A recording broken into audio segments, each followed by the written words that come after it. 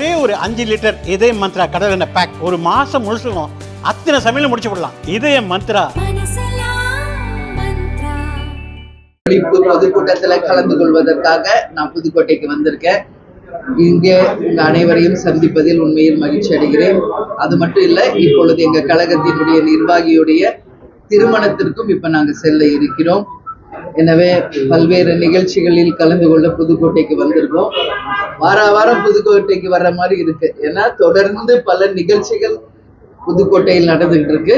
எனவே every time நாங்க வரும்போதும் அதே மக்கள் எழுச்சி, அதே ஆரவாரம், தொண்டர்களுடைய எழுச்சி பார்க்க முடிகிறது. அதை உண்மையிலே நான் மகிழ்ச்சியா கருதுகிறேன். நீங்க எதுவும் கேள்வி கேட்கணும்னா நீங்க பேசுறீங்க. செய்தியாளர் பொறுமை கடலின் பெரிது அப்படின்னு சொல்லிருக்கீங்க. இந்த நிலையில இன்றைக்கு எடப்பாடி இன்றைக்கும் நாளைக்கு அதிமுக செயற்குழு மாவட்ட செயலர் கூட்டம் போட்டிருக்கிறாரு. அதை என்ன முடிவு எடுக்க போறாங்க? உங்களோட முடிவு என்ன? எங்களை விட நீங்க எல்லாம் ரொம்ப ஈகரா இருக்கீங்க போல இருக்கு. தேமுதிக தான் இதை பத்தி ஈகரா இருக்கணும். பத்திரிகையாளர்கள் தான் ரொம்ப ஈகரா இருக்கீங்க. மகிழ்ச்சி. அதுல ஒண்ணு சொல்றது என்ன, ஒரே ஒரு விஷயம் தாங்க, கொடுக்க வேண்டியது அவர்களுடைய கடமை. அது ஒண்ணுதான் நான் சொல்வேன். ஏன்னா 2024 பார்லிமெண்ட் எலெக்ஷன் அப்பவே 5 எம்பிக்களோடு இந்த ராஜ்யசபாவும் உறுதி செய்யப்பட்டதுதான். எனவே தர வேண்டியது அவர்களுடைய கடமை அப்படின்றத நான் சொல்றேன்.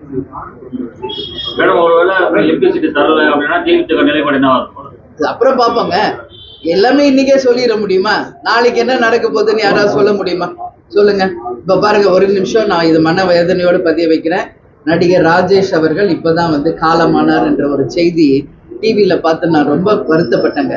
ஏன் இதை சொன்னா, அவருக்கு ஆழ்ந்த இரங்கலை தேமுதிக சார்பாக இந்த பொதுக்குழு இந்த பிரஸ் மீட்ல நான் சொல்ல கடமைப்பட்டிருக்கேன். கேப்டனுடைய பெஸ்ட் ஃப்ரெண்ட், அது மட்டும் இல்லை குடும்ப நண்பர்.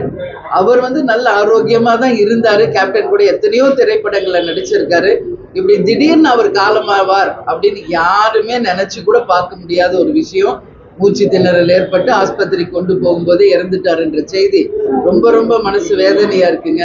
அதனால அவருக்கு ஆழ்ந்த இரங்கலை தேமுதிக சார்பாக நாங்க தெரிவிச்சுக்கிறோம். அதனால பொறுமையா இருங்க. அததான் நான் சொன்னேன், பொறுத்தவர் பூமி ஆழ்வார். அதுல எந்த மாற்று கருத்து எங்களுக்கு இல்லைங்க. நாங்க தெளிவா இருக்கோம், ஸ்ட்ராங்கா இருக்கோம்.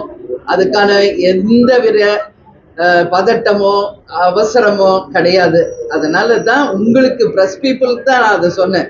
பொறுமை கடலினும் பெரிதுன்னு பிரஸுக்கு தான் நான் சொன்னேன், எங்களுக்கு இல்ல. எங்களை பொறுத்த வரைக்கும் பொறுத்தார் பூமி ஆழ்வார். உங்கள் எதிர்கட்சி கூட்டணி தலைவர் ஒப்பந்தப்படி கரெக்டா மக்கள் நீதி மையத்துக்கும் வழங்கியிருக்காங்க. அந்த இதை எப்படி பாக்குறீங்க? அவங்க சொன்னபடி அவர் கொடுத்திருக்கிறாரு. அது வரவேற்கக்கூடிய ஒரு விஷயம். ஏன்னா இங்க அரசியல்ல நம்பிக்கை தான் முக்கியம், வார்த்தைகள் தான் முக்கியம். அந்த வார்த்தைப்படி நிச்சயம் நடப்பவர்கள் மேலதான் மக்களுக்கும் சரி, தமிழகத்துல இருக்கிற எல்லாருக்கும் ஒரு நம்பிக்கை வரும். அதுல எந்த மாற்று கருத்துமே கிடையாது. அதனாலதான் நான் சொல்றேன், தர வேண்டியது அவர்களுடைய கடமை. 24 பாராளுமன்ற தேர்தலின் போதே 5 எம்பியும் ஒரு ராஜ்யசபாவும் உறுதி செய்யப்பட்ட ஒன்று. அதனாலதான் அவங்க கடமை அதுன்னு நான் சொல்றேன். ஏன்னா ஏற்கனவே 2 முறை தேமுதிகக்கு வந்த வாய்ப்பை ஒரு முறை அன்புமணி ராமதாஸ் அவர்களுக்கும் இன்னொரு முறை GK வாசனுக்கும் தந்தாங்க. அதை நாங்க மனதார ஏத்துக்கிட்டோம். அது மாதிரி இந்த முறை எங்களுக்கு தர வேண்டியது எங்களுடைய டர்ன், இது எங்களுடைய முறை. இது அதுதான் நான் சொல்றேன், தர வேண்டியது அவர்களுடைய கடமை. அவருடைய சொல்லில் நிச்சயம் அவர் உறுதியாக இருந்து நம்பிக்கைக்கு உரியவராக மக்களுக்கும் அவர் நிரூபிக்கணும்னு சொல்லி நான் கேட்டுக்கிறேன். அவங்க கட்சிக்காரருக்கும் மக்களுக்கும் அவர் சொன்ன வார்த்தையை நிரூபிக்கணும்னு சொல்லி நான் கேட்கிறேன்.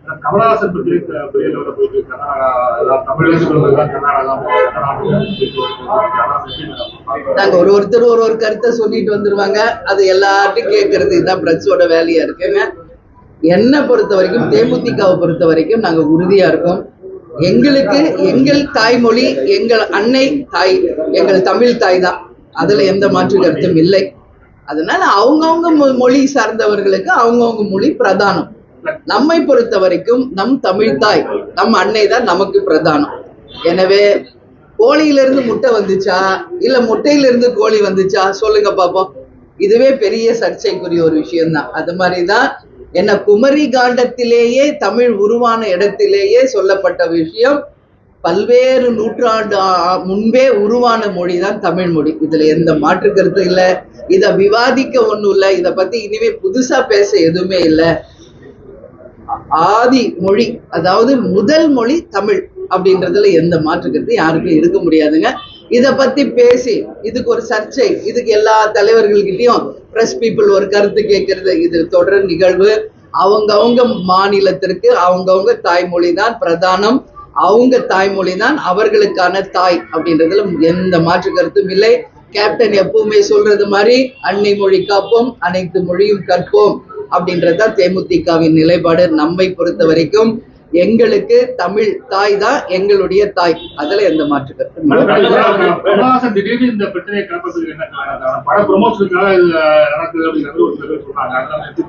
இல்லை. அது கமல் கிட்ட தான் சார் கேட்கணும்.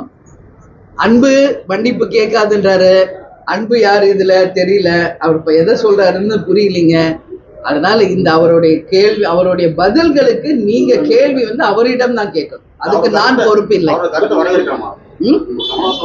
தமிழ் மொழிக்கு நம்ம எல்லாரும் என்னைக்கு துணை நிற்கக்கூடியவங்க தான். நம்ம தமிழ்நாட்டுல இருக்கோம். நம்மளை பொறுத்த வரைக்கும் நம் தமிழ் மொழி தான் நமக்கு பிரதானம். அதுல எந்த மாற்று கருத்தும் கிடையாதுன்றதான் நான் சொல்றேன். கூட்டணி பற்றி அறிவிப்பதற்காக நீங்க கடலூர் மாநாட்டுலதான் அறிவிப்போம்னு சொல்லி தள்ளி போட்டுக்கிட்டே போயிருக்கீங்க. அப்ப ஜனவரி மாதம் வர வரையும் நீங்க தள்ளி போறதை பார்த்தா கூட்டணி மாறுறதுக்கான சூழ்நிலையை தேமுதிக உருவாக்கி இருக்கிறதா? உங்களுடைய கன்ஃபியூஷன்ஸ்க்கு என்ன பதில் சொல்ல சொன்னா எப்படி? தேமுதிகவை பொறுத்த வரைக்கும் நாங்க தெளிவாக இருக்கிறோம். நாங்க தெளிவா தான் எல்லா பிரஸ் மீட்லயும் உங்களுக்கு சொல்றேன். எங்க கட்சியினுடைய வளர்ச்சியை நோக்கி நாங்கள் சென்று கொண்டிருக்கிறோம். 234 தொகுதி பொறுப்பாளர்களை இன்னும் 2 நாட்கள்ல அறிவிக்க இருக்கிறோம்.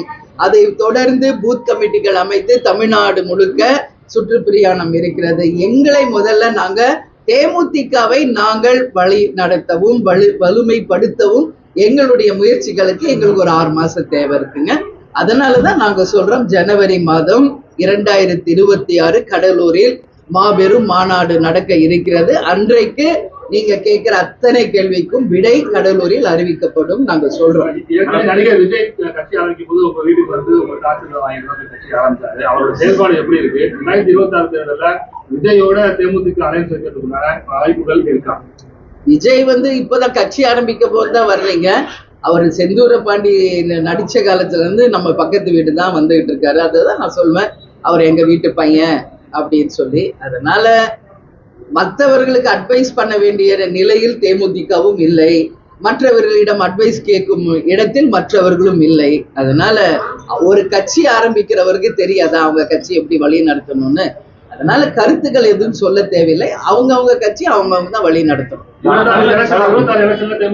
பொறுத்திருந்துங்க. அதுதான் சொன்னல, கடலூர்ல தெரிவிக்கிறோம் யார் யாரோட கூட்டணி, எத்தனை தொகுதி, யார் வேட்பாளர் எல்லாம் உங்களுக்கு கடலூர்ல ஜனவரி 9 அறிவிக்கப்படும்.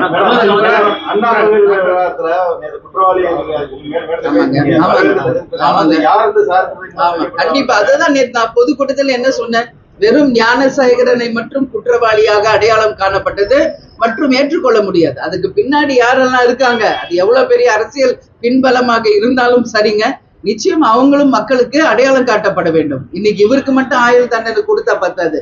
யாரெல்லாம் அவரை பின்னாடி இருந்து இயக்குனாங்களோ அவங்களுக்கும் அந்த தண்டனை, ஆயுள் தண்டனை கட்டாயம் வழங்கப்படணும் என்பதுல மாற்று கருத்து இல்லை. ஏன்னா இதே பொள்ளாச்சி விவகாரத்துல என்ன நடந்துச்சு, அத்தனை பேரும் குற்றவாளி, எல்லாருக்கும் ஆயுள் தண்டனை. அப்ப இவரை மட்டும் ப்ரொஜெக்ட் பண்ணிட்டு பின்னாடி பதுங்கி இருக்கிறவங்களையும் வெளியே கொண்டு வரணுங்க. கொண்டு அவங்களுக்கும் தண்டனை கொடுத்தால்தான் இனி வரும் காலங்களில் இது போன்ற நிகழ்வுகள் நடக்காமல் பெண்களுக்கு கட்டாயம் பாதுகாப்பு இருக்கும் என்பதில் மாற்று கருத்து. சரியான நீதி இல்ல,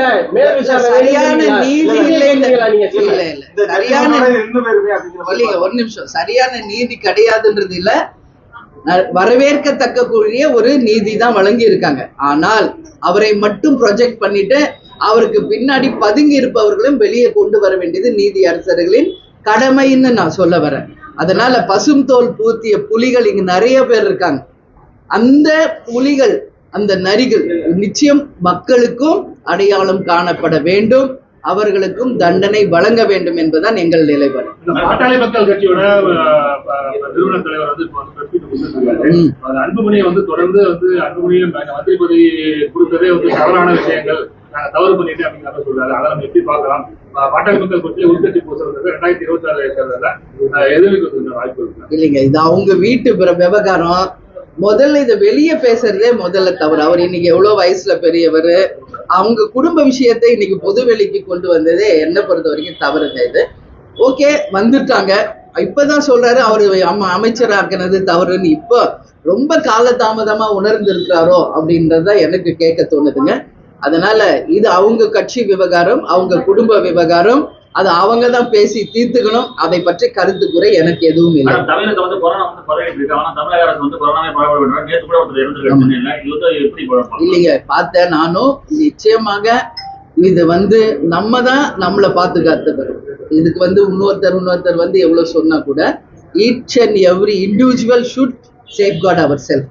அதனால நம்ம எப்படி கொரோனா வந்து வீரியம் பெற்ற காலத்தில் நம்மளை காப்பாத்திக்கிட்டோமோ அந்த மாதிரி மாஸ்க் போட்டுக்காங்க. எஸ்பெஷலி பிரஸ் பீப்புள், உங்களுக்கு நான் வேண்டுதலா சொல்றேன். பல்வேறு இடங்களுக்கு செல்கிறீர்கள், பல்வேறு தடப்பட்ட மக்களை சந்திக்கிறீங்க, மாஸ்க் போடுங்க, ஹேண்ட் சானிடைசர் யூஸ் பண்ணுங்க.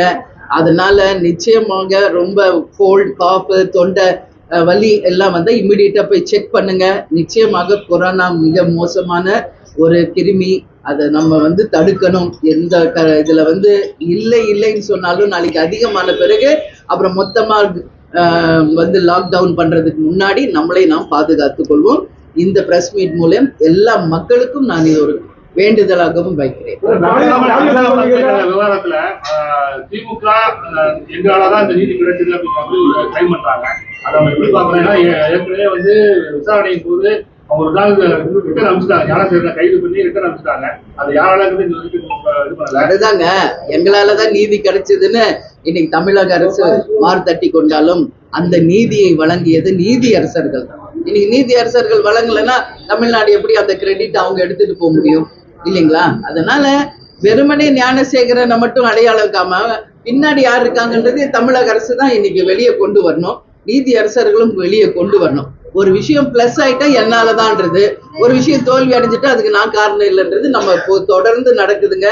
அதனால நிச்சயமாக இது வந்து நீதி அரசர்களாலதான் இவ்வளவு வெகு விரைவில் வந்து மக்களுக்கு தெளிவுபடுத்தப்பட்டிருக்கு. தமிழக முதல்வர் முன்பு இந்த 1000 ரூபாய் நோட்டு, போலி 1000 நோட்டை வச்சுட்டு இது பண்ணது பெண்கள்லாம் ஒரு மரியாதை குறைவா, ஒரு இழிவா நினைக்கிறாங்க. உங்களுடைய இல்ல, நேற்று பொதுக்கூட்டத்திலே நான் பேசினேன்ல, நீங்க வரலையா நேற்று பொதுக்கூட்டத்துக்கு? அதுதான் இது ஒரு கேலி கூத்து மாதிரி நடந்துடுச்சுங்க. அது சென்னையிலங்க.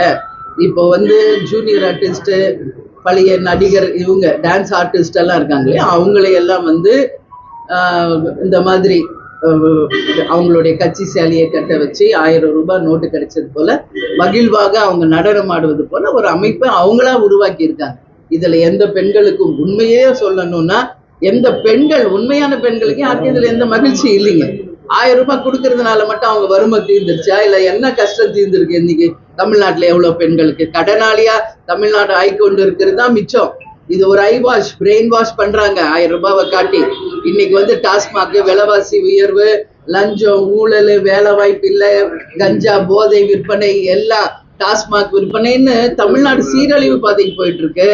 இந்த மூலம் வருகின்ற காசு பூரா மறுபடியும் அரசு கஜானாக்கு தான் போயிட்டு இருக்குங்க. அதை தான் நான் தெளிவா தான் சொன்னேன் பொதுக்கூட்டத்துல. 1000 ரூபாவை காட்டி ஒவ்வொரு குடும்பத்தின் மூலமாக 5000ல இருந்து 10000 ரூபாய் திருப்ப தமிழக அரசு எடுத்துக்கொண்டிருக்கிறது. பெண்கள் தான் இதை வந்து உணரணும், முன்னெச்சரிக்கையோடு இருக்கணும். ஐ வாஷ்க்கு நீங்க அடி பண்ணியாதீங்க அப்படின்னு நான் சொன்னேன். இது வந்து அவங்களே ஒரு பெண்கள் வரவேற்றதாக ஜூனியர் ஆர்டிஸ்டையும் நடன கலைஞர்களை வச்சு நடனம் ஆடிட்டு அந்த போலி 1000 ரூபாய் நோட்டை கொண்டு போய் முதலமைச்சர்கிட்டே காமிக்கிறாங்க. இது வந்து கண்டிக்கத்தக்க ஒரு விஷயங்க. அது மட்டும் இல்ல, சேகர் பாபு அவர்களும் சேர்ந்து அவங்களோட நடனம் ஆடினுக்கிறாரு. இது மக்களே வந்து இது ஒரு கேலி கூத்தாக தான் பாக்குறாங்க. திமுக கூட்டணிக்கு எதிராக எதிர்கட்சிகள் வந்து ஒன்றிணையல அப்படின்னு சொல்லி திருமாவளவன் பேசியிருக்காரு. இதுக்கு டைம் நிறைய இருக்குல்ல, இன்னும் நாளைக்கேவா தேர்தல் இல்லைங்களா? இல்ல, பொதுவா நான் சொல்றேங்க, இன்னைக்கு அவங்க கூட்டணியில இருக்கிறவங்க அப்படியே தொடர்றாங்க. எதிர் கூட்டணியில யாரெல்லாம் சேர போறாங்கன்னு நம்மளால இன்னைக்கே கணிக்க முடியுமா? டைம் நிறைய இருக்குங்க.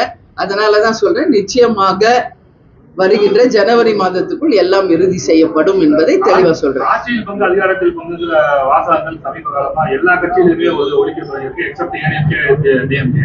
இது நம்ம எப்படி வரவேற்கத்தக்க ஒரு விஷயம் தாங்க. இன்னைக்கு வந்து ஆரம்பத்துல பார்த்தா ஒரு கட்சி 2 கட்சி தான் இருந்தாங்க. இன்னைக்கு பல்வேறு கட்சிகள் வந்திருக்கும் போது இன்னைக்கு ஆளும் கட்சியை வந்தாலும் ஆண்ட கட்சி மேலேயும் மக்கள் அவ்வளவு நம்பிக்கை இல்லாம தான் இருக்காங்க. அதனால வருங்காலங்களில் நிச்சயமாக ஆட்சியில் பங்கு அப்படின்ற நிலை உருவாகும் என்பதில் எந்த சந்தேகமும் இல்லை.